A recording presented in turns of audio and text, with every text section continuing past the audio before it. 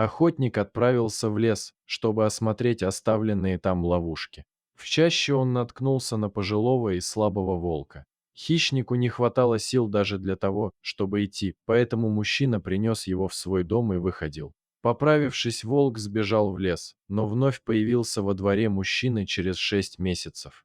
К дому волк подошел среди ночи, а затем тишину нарушил стук в двери. Когда Николай забирал слабого волка из леса, он рассчитывал выходить и приручить его. На обильной еде волк вскоре пришел в себя и стало понятно, что жить в доме он не сможет, здорового и сильного волка пришлось отпустить на свободу. Николай часто вспоминал о волке, но за полгода не встречал его в лесу ни разу. Вой животного мужчина услышал спустя полгода. На улице был вечер, стемнело, Николай был в своем доме.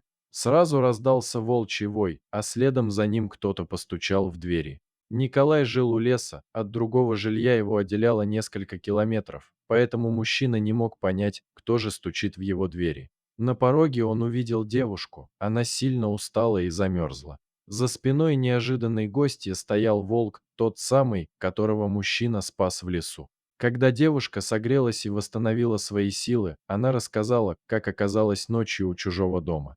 Алена, так звали гостью, приехала к родственникам в соседнее село. Во время прогулки в лесу девушка сошла с тропинки и заблудилась.